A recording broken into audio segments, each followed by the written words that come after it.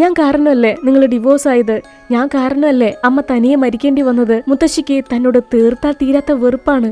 ഇത് കേട്ട ഡാഡി ആണെങ്കിൽ ഇല്ലല്ല നീ വിചാരിക്കുന്നത് പോലെയല്ല എന്നൊക്കെ പറഞ്ഞ് മകളെ സമാധാനിപ്പിക്കാൻ ശ്രമിച്ചു.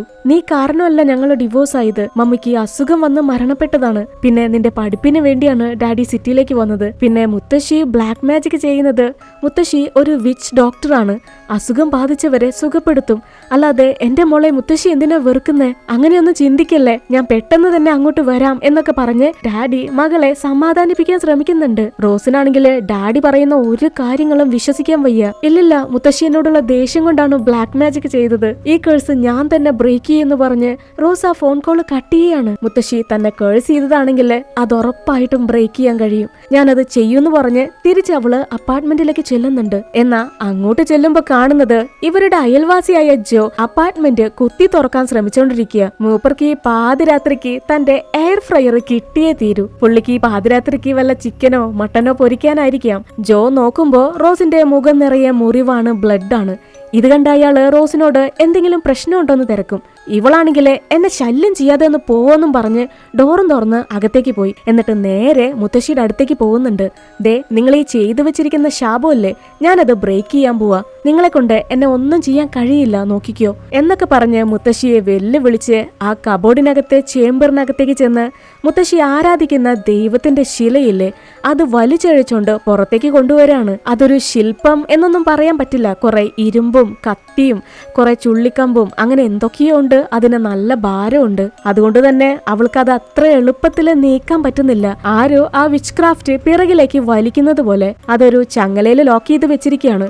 അവൾ എത്രയൊക്കെ നോക്കിയിട്ടും ചങ്ങല നീങ്ങുന്നില്ല. ഇപ്പതേ ചങ്ങലയും വലിച്ചോണ്ട് റോസിന്റെ മമ്മിയുടെ പ്രേതം ചാടി പറന്നു വരുന്നുണ്ട്. പിന്നെ പിടിയായി വലിയായി ബഹളമായി അവൾ എങ്ങനെയൊക്കെയോ ആ പ്രേതത്തിന്റെ കയ്യിൽ നിന്ന് രക്ഷപ്പെട്ട് ഒരു വിധത്തില് കബോർഡിന് പുറത്തേക്ക് ഇറങ്ങി ആ ഡോറങ്ങ് പുറത്തു നിന്ന് ലോക്ക് ചെയ്യാണ്. തൽക്കാലം പ്രേതത്തിൽ നിന്ന് രക്ഷപ്പെട്ടു.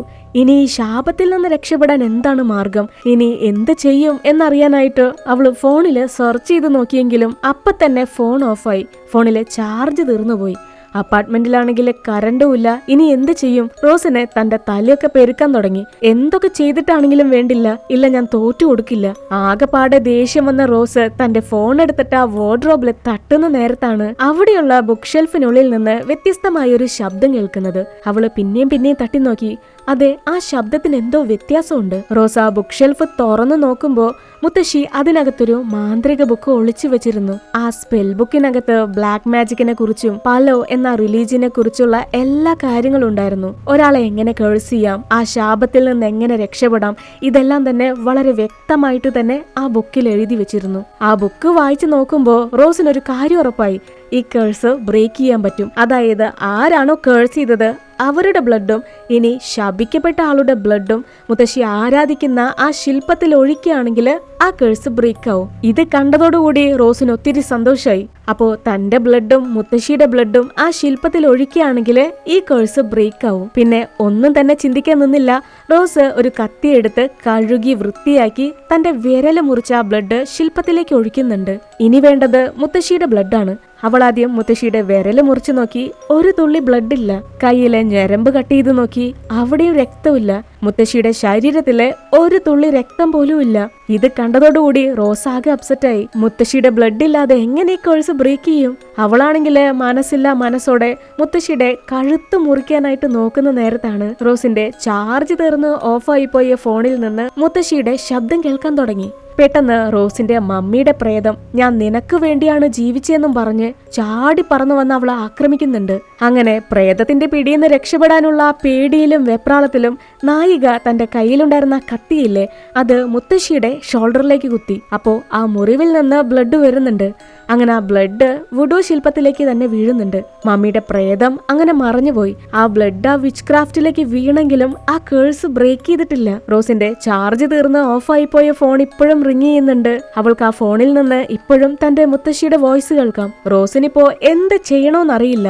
അവൾ ആ ബുക്ക് തലങ്ങും വേലങ്ങും മറച്ചു നോക്കി. താൻ ഈ റിച്വല് ചെയ്തിട്ടും എന്തുകൊണ്ട് ഈ ശാപം പോയില്ല? അവൾ ആ ബുക്കിനകത്ത് താനിനി എന്ത് ചെയ്യണോന്നറിയാതെ തെരഞ്ഞോണ്ടിരിക്കുമ്പോ പെട്ടെന്ന് മുത്തശ്ശിയുടെ ഡെഡ് ബോഡി അവളെ ആക്രമിക്കാൻ തുടങ്ങി. എന്ത് ചെയ്യണോന്നറിയാതെ റോസ് മുത്തശ്ശിയെ പിടിച്ചു മാറ്റി ബെഡിനടിയിൽ ഒളിച്ചിരിക്കുകയാണ്. അപ്പോഴും കുറെ പ്രേത കൈകള് അവളെ ആക്രമിക്കുന്നുണ്ട്. പെട്ടെന്ന് തന്നെ എല്ലാം നോർമലായി ആ പ്രേത കൈകള് കാണാനില്ല. ഈ സമയം റോസിന്റെ മമ്മിയുടെ പ്രേതം അവളുടെ അടുത്തേക്ക് വന്നിട്ട് പറയും, ഞാൻ മരിക്കുന്നത് കാണാൻ നിനക്ക് പേടിയാണല്ലേ, നിനക്ക് ഞാൻ മരിച്ചത് എങ്ങനെയാന്ന് കാണണോ? ഇതും പറഞ്ഞ് റോസിന്റെ മുഖത്തേക്ക് ആ പ്രേതം ഒരുപാട് ബ്ലഡ് വോമിറ്റ് ചെയ്യുന്നുണ്ട്. അവള് പെട്ടെന്ന് തന്നെ ബെഡിനടിയിൽ നിന്ന് പുറത്തേക്ക് രക്ഷപ്പെട്ടു. ഒരു വിധത്തിൽ അവൾ ആ പ്രേതത്തിന്റെ പിടിയിൽ നിന്ന് രക്ഷപ്പെട്ട് പുറത്തേക്ക് ഇറങ്ങുന്ന നേരത്ത് ദേ വീണ്ടും വീടിന്റെ ഡോറിൽ ആരോ പടപടയെന്ന് തട്ടിക്കൊണ്ടിരിക്കുക. നോക്കുമ്പോ അത് അയൽവാസിയായ ജോയാണ്. എനിക്കെന്റെ എയർ ഫ്രയർ വേണം. ഇത് കേട്ട റോസിന് വല്ലാതെ ദേഷ്യം വന്നു. മനുഷ്യൻ ഇവിടെ പ്രേതത്തിന്റെ കയ്യിൽ നിന്ന് അടിയും കെട്ടി പഞ്ചറായി നിൽക്കുമ്പോഴാണ് പുള്ളിയുടെ ഒരു എയർ ഫ്രയർ. അവള് ദേഷ്യപ്പെട്ട് ഡോർ അടയ്ക്കുന്ന നേരത്താണ് ജോ അവളോട് മുത്തശ്ശിയെ കുറിച്ച് പറയുന്നത്. മുത്തശ്ശിക്ക് നിന്നെ ഒത്തിരി ഇഷ്ടമായിരുന്നു. അത് കേട്ട് റോസ് ആകെ സ്റ്റക്കായി. മുത്തശ്ശി എന്നെ കുറിച്ച് എന്താ പറയാറുള്ളത്? അതിനെ ജോ പറയും, എന്റെ പേരക്കുട്ടിക്ക് ഒരുപാട് സ്വപ്നങ്ങളും ആഗ്രഹങ്ങളും ഉണ്ട്. അതിനുവേണ്ടി അവൾ ഒത്തിരി കഷ്ടപ്പെടുന്നുമുണ്ട്. തന്റെ പേരക്കുട്ടിക്ക് വേണ്ടി മുത്തശ്ശി പകലും രാത്രിയും പ്രാർത്ഥിച്ചുകൊണ്ടിരിക്കും. എപ്പോഴും അപ്പാർട്ട്മെന്റിൽ നിന്ന് മുത്തശ്ശി പ്രാർത്ഥിക്കുന്നത് കേൾക്കാം. ഞാനത് എന്റെ കണ്ണുകൾ കൊണ്ട് കണ്ടിരുന്നു, മുത്തശ്ശി നിനക്ക് വേണ്ടി പ്രാർത്ഥിക്കുന്നത്. ഇത് കേട്ടതോടെ റോസ് ഒരു സത്യം തിരിച്ചറിയാണ്. തനിക്ക് തെറ്റുപറ്റി. മുത്തശ്ശി തന്നെ കേഴ്സ് ചെയ്തതല്ല, തന്റെ നല്ലതിനു വേണ്ടിയാണ് ബ്ലാക്ക് മാജിക് ചെയ്തത്. ഇതറിയാതെയാണ് റോസ് ഇത്ര നേരം ഒരു ഭ്രാന്തിയെ പോലെ എന്തൊക്കെയോ കാണിച്ചു കൂട്ടിയത്. തന്റെ പേരക്കുട്ടിക്ക് നല്ലൊരു ജോലി വേണം, നല്ലൊരു ലൈഫ് വേണം. ഇതിനെല്ലാം വേണ്ടിയാണ് മുത്തശ്ശി ഗൊബയാന്റെ എന്ന ദൈവത്തിനോട് പ്രാർത്ഥിച്ചിരുന്നത്. ഇത് തിരിച്ചറിഞ്ഞ റോസ് വീണ്ടും ആ ചേംബറിനകത്തേക്ക് ചെന്ന് ആ ശിലയെടുത്ത് നോക്കി. ആ ശില്പത്തിനകത്ത് ഒരു പേപ്പർ ഉണ്ടായിരുന്നു. അവൾ അതെടുത്ത് വായിച്ചു നോക്കുന്നുണ്ട്. നമുക്ക് എന്താഗ്രഹം ഉണ്ടെങ്കിലും അത് ഈ ദൈവത്തോട് പറയാം. എന്നാൽ ആ ആഗ്രഹം നടന്നു കഴിഞ്ഞാൽ അടുത്ത സൂര്യോദയത്തിന് മുന്നേ അന്ന് രാത്രി തന്നെ ഗൊബയാന്റെ അയാളുടെ ആത്മാവിനെ എടുക്കും. ഒരുപക്ഷെ സൂര്യോദയത്തിന് മുന്നേ ആ ദൈവത്തിന് തന്റെ ജീവൻ എടുക്കാൻ കഴിഞ്ഞില്ലെങ്കിൽ പിന്നീട് ഒരിക്കലും ഗൊബയാന്റെക്ക് അവരുടെ ആത്മാവിനെ എടുക്കാൻ കഴിയില്ല. ഇത്ര മാത്രമാണ് ആ പേപ്പറിൽ എഴുതിയിരിക്കുന്നത്. അപ്പോ എന്തായാലും ഇന്ന് രാത്രി തന്നെ തന്റെ കാര്യത്തിൽ ഒരു തീരുമാനമാവുമെന്ന് റോസിന് മനസ്സിലായി. കാരണം അവള് തന്റെ ആഗ്രഹങ്ങളെല്ലാം തന്നെ സാധിച്ചെടുത്തു കഴിഞ്ഞു. ലക്ഷറി ലൈഫ്, നല്ല ജോലി, എല്ലാം. ഇനി ഇതൊക്കെ എനിക്കെന്തിനാ, ഞാൻ മരിക്കാൻ പോവല്ലേ എന്ന് പറഞ്ഞ് റോസ് തന്റെ ഓർണമെന്റ്സ് എല്ലാം തന്നെ ഊരി വലിച്ചെറിഞ്ഞു കളഞ്ഞു. എന്നാലും അങ്ങനെ എളുപ്പം ഞാൻ തോറ്റു കൊടുക്കില്ല. ആ ബുക്കിനകത്ത് തനിക്ക് രക്ഷപ്പെടാൻ എന്തെങ്കിലും വഴി കാണാതിരിക്കില്ല എന്ന് പറഞ്ഞ് റോസ് ആ മാന്ത്രിക ബുക്ക് നോക്കുമ്പോ അതിപ്പോ മുത്തശ്ശിയുടെ കയ്യിലാണ്. എനിക്ക് 18ന്റെ പണിയും തന്നിട്ട് കിടക്കാല്ലേ എന്ന് പറഞ്ഞ് അവൾ ആ ബുക്ക് എടുക്കാൻ നോക്കിയെങ്കിലും മുത്തശ്ശി അത് വിടുന്ന ലക്ഷണമില്ല. ഇറുക്കി പിടിച്ചിരിക്കുക. പിന്നെ ഒരു വിധത്തിൽ അവൾ ആ ബുക്ക് എടുക്കുന്നുണ്ട്. അവൾ ആ സ്പെൽ ബുക്കില് തനിക്ക് ഇതിൽ നിന്ന് രക്ഷപ്പെടാനുള്ള വഴി തരയാണ്. ആ സാത്താന്റെ ഉടമ്പടിയിൽ നിന്ന് രക്ഷപ്പെടണമെങ്കിൽ ആരാണോ ഗൊബയാന്റെയുമായിട്ട് ഉടമ്പടി ഉണ്ടാക്കിയത് അവരുടെ ബ്ലഡും ആത്മാവും അതിനെ സാക്രിഫൈസ് ചെയ്യുകയാണെങ്കിൽ റോസിനെ ആ ഉടമ്പടി ബാധിക്കില്ല. അതായത് ഉടമ്പടി ഉണ്ടാക്കിയത് മുത്തശ്ശിയല്ലേ. അപ്പോ മുത്തശ്ശിയുടെ ബ്ലഡും ആത്മാവും ഗൊബയാന്റെയ്ക്ക് സാക്രിഫൈസ് ചെയ്യുകയാണെങ്കിൽ റോസിനിപ്പോ രക്ഷപ്പെടാം. എന്തായാലും മുത്തശ്ശി മരണപ്പെട്ടില്ലേ, അവൾക്കിനി കൂടുതലായിട്ട് ഒന്നും തന്നെ ചെയ്യാനില്ല. മുത്തശ്ശിയുടെ ബ്ലഡ് മാത്രം മതി. റോസ് അങ്ങനെ ആ സ്പെൽ ബുക്കിൽ പറഞ്ഞതുപോലെ ആ റിച്വൽ ചെയ്യാൻ തുടങ്ങി. തീരിയൊക്കെ കത്തിച്ചു വെച്ച് മുത്തശ്ശിയെ ഒരു സിമ്പൽ വരച്ച് അതിനകത്ത് കിടത്തി ആ ബുക്കിൽ നോക്കി എന്തൊക്കെയോ മന്ത്രങ്ങൾ ചൊല്ലുന്നുണ്ട്. ഓൾമോസ്റ്റ് ആ ചടങ്ങുകളൊക്കെ തീരുന്ന നേരത്താണ് മുത്തശ്ശിയെ കൊണ്ടുപോവാനായിട്ട് താഴെ ആംബുലൻസ് വരുന്നത്. അവര് കുറെ നേരം ഡോറ് തട്ടുന്നുണ്ട്. ഇവൾക്കാണെങ്കിൽ എന്ത് ചെയ്യണമെന്നറിയില്ല. ഈ ചടങ്ങ് ചെയ്തു തീർക്കാതെ മുത്തശ്ശിയുടെ ഡെഡ് ബോഡി വിട്ടുകൊടുക്കാൻ പറ്റത്തില്ല. റോസ് പെട്ടെന്ന് തന്നെ അവിടെ കത്തിച്ചു വെച്ചിരുന്ന തിരിയൊക്കെ ഊതിക്കെടുത്തി മുത്തശ്ശിയുടെ ഡെഡ് ബോഡി വലിച്ചഴിച്ചുകൊണ്ട് കബോർഡിനകത്തെ ആ സീക്രട്ട് ഡോറിനകത്ത് ഒളിച്ചിരിക്കുകയാണ്. അപ്പോഴേക്കും സെക്യൂരിറ്റി മാമൻ ഡോറും തുറന്ന് അകത്ത് കയറി. അവര് അപ്പാർട്ട്മെന്റിനകത്തേക്ക് വന്ന് നോക്കുമ്പോ മുത്തശ്ശിയെയും കാണുന്നില്ല, പേരക്കുട്ടിയെയും കാണുന്നില്ല. മെഡിക്കൽ ടീംസിലെ ആളുകളാണെങ്കിൽ ആകെ തിരക്ക് കൂട്ടുന്നുണ്ട്. കാരണം ഇന്ന് കൂടുതൽ എമർജൻസി ഉണ്ട്, അവർക്ക് പെട്ടെന്ന് തന്നെ പോണം എന്നൊക്കെ പറഞ്ഞ് ആകെ ബഹളം വെക്കുന്നുണ്ട്. ഇല്ലില്ല, ഡെഡ് ബോഡി ഇവിടെ തന്നെയുണ്ടെന്ന് പറഞ്ഞ് മാർട്ടിൻ അപ്പൂപ്പൻ അപ്പാർട്ട്മെന്റ് മുഴുവനും തെരഞ്ഞു നോക്കി. ഇതേ സമയം തന്നെ റോസ് എങ്ങനെയെങ്കിലും അതിനകത്ത് മിണ്ടാതിരിക്കുമ്പോ മമ്മിയുടെ പ്രേതം അവളെ പേടിപ്പിക്കുന്നുണ്ട്. അവൾ എത്ര നേരം അതിനകത്ത് ഒച്ച വെക്കാതെ മിണ്ടാതിരിക്കും? അവളെ കൊണ്ട് പറ്റുന്നില്ല. എന്നെ രക്ഷിക്കേ എന്ന് പറഞ്ഞ് അലറി കരയുന്നുണ്ടെങ്കിലും പുറത്തുള്ള ആരും തന്നെ റോസിന്റെ ഈ കരച്ചില് കേൾക്കുന്നില്ല. ഞങ്ങൾക്ക് വേറെ എമർജൻസി ഉണ്ടെന്ന് പറഞ്ഞ് ആ മെഡിക്കൽ ടീംസ് അവിടെ നിന്ന് പോയി. അടുത്ത നിമിഷം തന്നെ റോസ് തന്റെ ജീവനും കൊണ്ട് ആ കബോർഡിന്റെ ഡോറ് തുറക്കുകയാണ്. എന്നാ പിന്നീട് തിരിഞ്ഞു നോക്കുമ്പോ ആ ചേംബറിനകത്തുണ്ടായിരുന്ന മുത്തശ്ശിയുടെ ഡെഡ് ബോഡി കാണുന്നില്ല. അതെവിടെ പോയി? റോസ് ആ അപ്പാർട്ട്മെന്റ് മുഴുവനും മുത്തശ്ശിയെ തെരയുന്നുണ്ട്. അപ്പോ ആ വീടിനകത്തുള്ളൊരു മ്യൂസിക് പ്ലെയർ തനി തനിയെ ഓണായി പാട്ട് പാടുന്നുണ്ട്. അവളത് ഓഫാക്കുന്നുണ്ടെങ്കിലും അത് പിന്നെയും പിന്നെയും തനിയെ പ്ലേ ആയിക്കൊണ്ടിരുന്നു. ഈ പാട്ടും വെച്ച് മുത്തശ്ശി ഇത് എവിടെ പോയെന്നും ചിന്തിച്ച് റോസ് അങ്ങനെ കിളി പാറി നിൽക്കുമ്പോ ദേ മുത്തശ്ശി സീലിങ്ങില് പറന്ന് കളിച്ചോണ്ടിരിക്കുക. ആഹാ, നിങ്ങൾ എന്നെ കൊലക്ക് കൊടുത്തിട്ട് നിങ്ങളിവിടെ പറന്ന് കളിക്കാന്നും പറഞ്ഞ് അവള് മുത്തശ്ശിയെ എങ്ങനെയൊക്കെയോ താഴെ ഇറക്കാൻ നോക്കി. പിന്നെ പൊതക്കോന്ന് പറഞ്ഞ് മുത്തശ്ശി റോസിന്റെ ദേഹത്തേക്ക് വന്ന് വീണു. പിന്നെ ഒട്ടും തന്നെ സമയം കളഞ്ഞില്ല. റോസ് വീണ്ടും ആ റിച്വല് ചെയ്യാൻ തുടങ്ങി. ആ സ്പെൽ ബുക്ക് നോക്കി മന്ത്രങ്ങൾ ചൊല്ലിക്കൊണ്ടിരുന്നു. ഈ ഉടമ്പടി എങ്ങനെയെങ്കിലും ഇല്ലാതാക്കാമെന്ന് കരുതി അവൾ ആ മന്ത്രങ്ങൾ ചൊല്ലുമ്പോ മുത്തശ്ശിയുടെ വായ്ക്കുള്ളിൽ നിന്ന് ഗൊബയാന്തി എന്ന പ്രേതത്തിന്റെ കൈ പുറത്തേക്ക് വരാൻ തുടങ്ങി. ഇതിപ്പോ എന്തൊക്കെ ചെയ്തിട്ടും യാതൊരു രക്ഷയില്ലാത്ത പോലെയാണ്. ആ പ്രേതം അവളെ ആക്രമിക്കുന്നുണ്ട്. അങ്ങനെ തന്നെ റോസിന്റെ ബോധം പോയി. പിന്നീട് ഒരല്പസമയം കഴിഞ്ഞ് റോസ് കണ്ണു തുറന്നു നോക്കുമ്പോ നായികയുടെ അമ്മ അവളുടെ അടുത്തേക്ക് നടന്നു വരുന്നു. ഉടനെ തന്നെ റോസ് ഒരു കത്തി എടുത്തിട്ട് എന്റെ അടുത്തേക്ക് വരരുത്, നീ എന്റെ അമ്മയല്ല, നീ ആ സാത്താനാണെന്ന് പറയും. ആ സ്ത്രീയാണെങ്കിൽ വളരെ സ്നേഹത്തോടെയാണ് അവളോട് സംസാരിക്കുന്നത്. അതായത് കുഞ്ഞുനാളെ മുതലേ റോസ് തന്റെ അമ്മയുടെ സ്നേഹം അത്രയ്ക്ക് കൊതിച്ചിരുന്നു. പക്ഷേ അവൾക്കത് കിട്ടിയിട്ടില്ല. ആ പേരൻസ് സെപ്പറേറ്റഡ് ആയെങ്കിൽ പോലും തന്റെ മകൾക്ക് വേണ്ടി ആ മാതാപിതാക്കള് ഒത്തിരി കഷ്ടപ്പെട്ടിരുന്നു. എന്റെ മോൾക്ക് ഇപ്പോ ആഗ്രഹിച്ചതുപോലെ നല്ലൊരു ലൈഫ് കിട്ടിയില്ലേ, ഈ അമ്മ ഒത്തിരി ഹാപ്പിയാന്നും പറഞ്ഞ് മമ്മി അവളെ ചേർത്ത് പിടിച്ച് കരയുവാണ്. അടുത്ത നിമിഷം തന്നെ മമ്മിയുടെ മട്ടും ഭാവമൊക്കെ ആകെ മാറി. നീ ഒരു സെൽഫിഷാണ്, മമ്മിയെ വേണ്ടാന്ന് പറഞ്ഞ് നീ ഡാഡിയോടൊപ്പം പോയില്ലേ, ഇതും പറഞ്ഞ ആ പ്രേതം അവളെ ആക്രമിക്കുന്നുണ്ട്. റോസ് അങ്ങനെ പേടിച്ചോടി താഴേക്കുരുണ്ടു വീണു. സത്യത്തില് റോസി കാണുന്നത് തന്റെ മമ്മിയുടെ പ്രേതമല്ല, താൻ മമ്മിയെ ഒറ്റപ്പെടുത്തി ഡാഡിയോടൊപ്പം പോയി എന്ന കുറ്റബോധം അത് ഈ സാത്താൻ അവൾക്കെതിരെ യൂസ് ചെയ്യാണ്. അവളെ മെന്റലി തളർത്താൻ ശ്രമിക്കുന്നതാണ്. ഈ ഒരു സമയം ഒരു ഫ്ലാഷ് ബാക്കിലേക്കാണ് നമ്മളെ കൊണ്ടുപോകുന്നത്.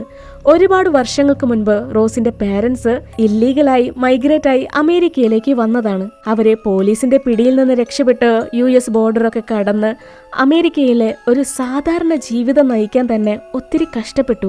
ആ ഫ്ലാഷ് ബാക്ക് അവിടെ കട്ടാവുമ്പോ ഇവിടെ മമ്മിയുടെ രൂപത്തിലുള്ള സാത്താനാണെങ്കിൽ അവളെ വീണ്ടും വീണ്ടും കുറ്റപ്പെടുത്തിക്കൊണ്ടിരിക്കുക. എത്ര കഷ്ടപ്പെട്ടാണ് ഞാൻ നിന്നെ വളർത്തിയത്, എന്നാ നീയോ എന്നെ തനിച്ചാക്കി ഡാഡിയുടെ കൂടെ പോയില്ലേ. ഇത്തവണ ഈ വാക്കുകൾ കേട്ട് റോസ് കരയുന്നില്ല. ആ പ്രേതത്തോട് പറയും, നീ എന്റെ അമ്മയല്ല, അതെനിക്കറിയാം, നീ ആ ഗോപയാന്റി അല്ലേ, എന്നെ പറ്റിക്കാൻ നോക്കണ്ട. ഓരോ പേരൻസും അവരുടെ മക്കൾക്ക് വേണ്ടി അവരുടെ ലൈഫ് തന്നെ സാക്രിഫൈസ് ചെയ്യും. അതവരുടെ സ്നേഹമാണ്. നിന്നെ ഞാൻ എന്റെ മുത്തശ്ശിയുടെ ഡെഡ് ബോഡിയിൽ എന്നേക്കുമായിട്ട് ട്രാപ്പ് ചെയ്യാൻ പോവാന്ന് പറഞ്ഞ് റോസ് ആ പ്രേതത്തെയൊക്കെ തള്ളിമാറ്റി സ്പെൽ ബുക്ക് നോക്കി മന്ത്രങ്ങൾ ചൊല്ലാൻ തുടങ്ങി. റോസിപ്പോ ഗോപയാന്റി എന്ന സാത്താനെ മുത്തശ്ശിയുടെ ഡെഡ് ബോഡിയിൽ ട്രാപ്പ് ചെയ്യാൻ നോക്കുകയാണ്. ആ പ്രേതത്തിനാണെങ്കിൽ മന്ത്രങ്ങൾ കേട്ടിട്ട് പിടിച്ചു നിൽക്കാനും പറ്റുന്നില്ല. ആ പ്രേതമാണെങ്കിൽ വീണ്ടും മമ്മിയുടെ ശബ്ദത്തില് അവളോട് സംസാരിച്ചു നോക്കി. ഇല്ല, റോസ് തുടർന്നും ആ മന്ത്രങ്ങളെ ചൊല്ലിക്കൊണ്ടിരുന്നു. അങ്ങനെ ഒരു വിധത്തിലെ ഗോപയാന്തി എന്ന പ്രേതം മുത്തശ്ശിയുടെ വായ്ക്കകത്തേക്ക് കയറിപ്പോയി. ആ സാത്താൻ ആ ഡെഡ് ബോഡിയിൽ ട്രാപ്പായി. പിറ്റേന്ന് രാവിലെ റോസിന്റെ ഡാഡി അപ്പാർട്ട്മെന്റിലെത്തി. മകളുടെ ഈ അവസ്ഥ കണ്ട് ഡാഡി ആകെ ഷോക്കായി. ഇതെന്ത് പറ്റി, ഇതൊക്കെ എന്താണെന്ന് ചോദിക്കുന്നുണ്ടെങ്കിലും നടന്ന കാര്യങ്ങളൊന്നും റോസ് ഡാഡിയോട് പറയില്ല. അതൊരു വലിയ കഥയാണെന്ന് മാത്രം പറയും. ഇപ്പോ റോസ് തന്റെ കയ്യിലേക്ക് നോക്കുമ്പോ കയ്യിലുണ്ടായിരുന്ന ആ സിമ്പല് കാണാനില്ല. അപ്പോ പ്രേതം പോയി കാണും അല്ലേ. ഇപ്പോ ഡാഡി മകളോട് പറയും, നീ കാരണമല്ല ഡാഡി മമ്മിയും പിരിഞ്ഞത്. മുത്തശ്ശിക്ക് നിന്നോട് യാതൊരു ദേഷ്യവുമില്ല, അതെല്ലാം നിന്റെ തെറ്റിദ്ധാരണകൾ മാത്രമാണ്. നിന്നെ നന്നായി പഠിപ്പിക്കാനാണ് ഡാഡി നിന്നെ ഈ സിറ്റിയിലേക്ക് കൊണ്ടുവന്നത്. ആ സമയം മമ്മി 3 മാസം പ്രഗ്നന്റ് ആയിരുന്നു. പിന്നീട് മമ്മിയുടെ ആരോഗ്യം ഇല്ലാതായി. അങ്ങനെയാണ് മമ്മി മരണപ്പെട്ടത്. അല്ലാതെ നീ ചിന്തിക്കുന്നത് പോലെ നീ കാരണമല്ല. പിന്നീട് ആംബുലൻസ് എത്തി മുത്തശ്ശിയുടെ ഡെഡ് ബോഡി അപ്പാർട്ട്മെന്റിൽ നിന്ന് കൊണ്ടുപോയി. മുത്തശ്ശി ചെയ്തു വച്ചത് വലിയൊരു തെറ്റാണെങ്കിലും അത് താൻ നന്നായിരിക്കാനായിരുന്നു. എന്നാൽ താനാണെങ്കിൽ ഇത്ര വർഷങ്ങളായിട്ട് മുത്തശ്ശിയെ തിരിഞ്ഞു പോലും നോക്കിയില്ല. റോസിന് സങ്കടമുണ്ട്. അവള് ഓർമ്മയ്ക്കായിട്ട് അപ്പാർട്ട്മെന്റിലെ ചില സാധനങ്ങളൊക്കെ പാക്ക് ചെയ്യുന്നുണ്ട്. അങ്ങനെയാണ് റോസ് തന്റെ ആദ്യ കുർബാനയുടെ ഫോട്ടോ ആൽബം കാണുന്നത്. ആ ഫോട്ടോയില് അവരെല്ലാവരും എത്ര ഹാപ്പിയാണ്. റോസ് ആ ആൽബം നോക്കിക്കൊണ്ടിരിക്കുന്ന നേരത്താണ് നമ്മുടെ ഡാഡി കിച്ചണിൽ നിന്ന് ഒരു എയർ ഫ്രയർ എടുത്തോണ്ട് വരുന്നത്. ഈ ഒരു സാധനത്തിന് വേണ്ടിയാണ് ജോ പാതിരാത്രി മുഴുവനും നമ്മുടെ റോസിനെ ശല്യം ചെയ്തിരുന്നത്. ശരി, നിനക്ക് വേണ്ടതൊക്കെ പാക്ക് ചെയ്ത് കാറിൽ വെയിറ്റ് ചെയ്താൽ മതി, ഞാൻ ഇപ്പൊ വരാന്നും പറഞ്ഞ് ഡാഡി അങ്ങനെ മുത്തശ്ശിയുടെ മുറിയിലേക്ക് പോവുകയാണ്. അവളും അങ്ങനെ ആ ഫോട്ടോ ആൽബം നോക്കിക്കൊണ്ടിരുന്നു. ഇപ്പോഴാണ് റോസ് ആ ഒരു കാര്യം ശ്രദ്ധിക്കുന്നത്. ഡാഡിയും മമ്മിയും ഒന്നിച്ചുള്ള ഫോട്ടോയില് ഡാഡിയുടെ കൈ നിറയെ ബ്ലഡ് കാണാം. ഇത് കണ്ട് എന്തോ പന്തികേട് തോന്നിയ റോസ് ഡാഡിയെ തെരഞ്ഞ് മുത്തശ്ശിയുടെ മുറിയിലേക്ക് ചെന്നു. ഇവിടെയാണ് ചിത്രത്തിലെ ട്വിസ്റ്റ് റിവീൽ ആവുന്നത്. റോസ് ഇത്ര നേരം കരുതിയത് ഗോപയാന്റി എന്ന സാത്താനുമായിട്ട് ഉടമ്പടി ഉണ്ടാക്കിയത് ഒരിക്കലും മുത്തശ്ശിയായിരുന്നില്ല. അത് റോസിന്റെ ഡാഡിയായിരുന്നു. ഇത് തുടങ്ങി വെച്ചത് ഡാഡിയായിരുന്നു തന്റെ മകൾക്ക് വേണ്ടി. എന്നാൽ ആ വരം പിന്നീട് ഒരു ശാപമായി മാറി തന്റെ മകളെ തന്നെ ഇല്ലാതാക്കുമെന്ന് ഡാഡിക്കന്ന് അറിയില്ലായിരുന്നു. റോസിന്റെ മുത്തശ്ശി പാലോ എന്ന റിലീജിയൻ ഫോളോ ചെയ്യുന്നത് ഡാഡിക്ക് അറിയാം. മുത്തശ്ശി അതെല്ലാം പ്രാക്ടീസ് ചെയ്തിരുന്നത് അസുഖം ബാധിച്ചവരെ സുഖപ്പെടുത്താനുള്ള ബ്ലാക്ക് മാജിക് ആണ്. എന്നാൽ ഡാഡി ആ ചേംബർ ബ്രേക്ക് ചെയ്ത് മുത്തശ്ശി അറിയാതെ ആ സാത്താനുമായിട്ട് ഒരു ഉടമ്പടി ഉണ്ടാക്കി തന്റെ മകൾക്ക് വേണ്ടി. റോസിന്റെ ജീവൻ രക്ഷിക്കാൻ വേണ്ടിയാണ് മുത്തശ്ശി തന്റെ ബ്ലഡ് ആ ഡീമന് സാക്രിഫൈസ് ചെയ്തിരുന്നത്. അങ്ങനെ ബ്ലഡ് കൊടുത്ത് മുത്തശ്ശിയുടെ കാര്യത്തില് ഒരു തീരുമാനമായി. ഇതിനെല്ലാം കാരണം അത് താനാണ്. ഇത് ഞാൻ തന്നെ അവസാനിപ്പിച്ചോളാമെന്ന് പറഞ്ഞ് അവിടെയുള്ള വുഡു ഡോളിലേക്ക് ഡാഡി തന്റെ കൈ മുറിച്ച് ബ്ലഡ് ഒഴിക്കുന്നുണ്ട്. റോസ് ഡാഡിയെ തടയുന്നതിന് മുന്നേ അയാൾ അത് ചെയ്ത് കഴിഞ്ഞിരുന്നു. ഗൊബയാൻഡേക്ക് തന്റെ ബ്ലഡ് സാക്രിഫൈസ് ചെയ്ത് കഴിഞ്ഞാല് തന്റെ ആത്മാവും ശരീരവും ആ ഡീമന് സ്വന്തമാണ്. അക്കാര്യം റോസ് ആ ബുക്കിൽ വായിച്ചിരുന്നു. അവള് ഡാഡിയെ തടയാൻ ശ്രമിച്ചെങ്കിലും ഡാഡി തന്റെ ബ്ലഡ് സാക്രിഫൈസ് ചെയ്ത് കഴിഞ്ഞിരുന്നു. ഇപ്പോ ആ സാത്താനാണെങ്കില് മുത്തശ്ശിയുടെ ശരീരത്തിൽ നിന്നും ഡാഡിയുടെ ശരീരത്തിലേക്ക് പ്രവേശിച്ചു. ഇന്നലെ രാത്രി റോസ് കഷ്ടപ്പെട്ട് അത്രയും ചെയ്തതെല്ലാം തന്നെ ഒരു നിമിഷം കൊണ്ട് ഇല്ലാതായി. ഡാഡിയാണെങ്കില് മകളെ ആക്രമിക്കാൻ ശ്രമിക്കുന്നുണ്ട്. ഉടമ്പടി പ്രകാരം റോസിന്റെ ആത്മാവിനെ കിട്ടാതെ ആ ദുഷ്ടശക്തി ഒരിക്കലും പിന്മാറില്ല. ഈ ബഹളൊക്കെ കേട്ട് അങ്ങോട്ട് ഓടി വന്ന ജോയ് ആണെങ്കിൽ ഇത് കണ്ട് ഡാഡിയെ തടയാൻ ശ്രമിക്കുന്നുണ്ട്. അയാളെ തിരിച്ച് ആക്രമിക്കുന്നുണ്ട്. അങ്ങനെ അങ്ങോട്ടും ഇങ്ങോട്ടും പിടിവലിയായി ആ ഡീമൻ ജോയെ കൊലപ്പെടുത്തി. ഇത് കണ്ടതോടുകൂടി ഇനി തനിക്കും രക്ഷയില്ലാന്ന് തിരിച്ചറിഞ്ഞ റോസ് അവള് മനസ്സില്ലാ മനസ്സോടെ ഒരു കത്തിയെടുത്ത് ഡാഡിയെ ആക്രമിച്ചു. ഡാഡി അവിടെയുണ്ടായിരുന്ന വിച്ച് ക്രാഫ്റ്റിലേക്ക് വീണ് ഡാഡി അതിക്രൂരമായിട്ട് അവിടെ മരിച്ചു വീഴാണ്. പിന്നീട് 6 മാസങ്ങൾക്ക് ശേഷം നമ്മുടെ റോസിനെ കാണിക്കുന്നു. അവള് തന്റെ ഡ്രൈവർക്ക് സ്റ്റോക്ക് മാർക്കറ്റിൽ ഇൻവെസ്റ്റ് ചെയ്യാനായിട്ട് ഹെൽപ്പ് ചെയ്യുന്നുണ്ട്. അന്നൊരിക്കല് റോസ് അയാളെ ഹെൽപ്പ് ചെയ്യാനായിട്ട് തയ്യാറായിരുന്നില്ല. ഇപ്പോ തന്റെ പേരൻസ് തന്നെ ഈ നിലയിൽ എത്തിക്കാൻ എത്ര കഷ്ടപ്പെട്ടു എന്ന് റോസിന് മനസ്സിലായി. അതുകൊണ്ട് തന്നെ റോസ് തന്റെ ഡ്രൈവറിന്റെ ഫാമിലിയെ ഹെൽപ്പ് ചെയ്യുന്നുണ്ട്. അത് കഴിഞ്ഞ് നായിക തന്റെ ഫാമിലി ഫോട്ടോ നോക്കി ഒത്തിരി ഇമോഷണലായി തിരിയൊക്കെ കത്തിച്ച് തന്റെ പേരൻസിന് വേണ്ടി പ്രാർത്ഥിക്കുന്നുണ്ട്. ഈ സമയം അവൾക്ക് വല്ലാത്തൊരു ബുദ്ധിമുട്ട് പോലെ, തൊണ്ടയ്ക്കുള്ളിൽ എന്തോ ഉള്ളതുപോലെ ശ്വാസം കിട്ടാതെ ചുമയ്ക്കാൻ തുടങ്ങി. അങ്ങനെ തന്നെ റോസിന്റെ വായ്ക്കുള്ളിൽ നിന്ന് നിന്നെ ഞാൻ വിടില്ല എന്ന് പറഞ്ഞ് ആ പ്രേതത്തിന്റെ കൈ വരുന്നതും കാണിച്ചാണ് റൊസാരിയോ എന്ന ഈ ഒരു പ്രേത സിനിമ അവസാനിക്കുന്നത്. അന്ന് തന്റെ മുത്തശ്ശി തന്നെ കേഴ്സ് ചെയ്തെന്ന് തെറ്റിദ്ധരിച്ച് തന്റെ ബ്ലഡ് ആ ഡീമന് അവളെ സാക്രിഫൈസ് ചെയ്തിരുന്നു. ഇപ്പോ റോസിന്റെ ആത്മാവും ശരീരവും ആ സാത്താന് സ്വന്തമാണ്. അപ്പോൾ ഇന്നത്തെ എന്റെ ഈ വീഡിയോ ഇഷ്ടപ്പെട്ടെങ്കിൽ ലൈക്ക് ചെയ്യാനായിട്ട് മറക്കരുത്. സപ്പോർട്ട് ചെയ്യുക. സബ്സ്ക്രൈബ് ചെയ്യാത്തവരുണ്ടെങ്കിൽ മറക്കാതെ സബ്സ്ക്രൈബ് ചെയ്യുക. താങ്ക്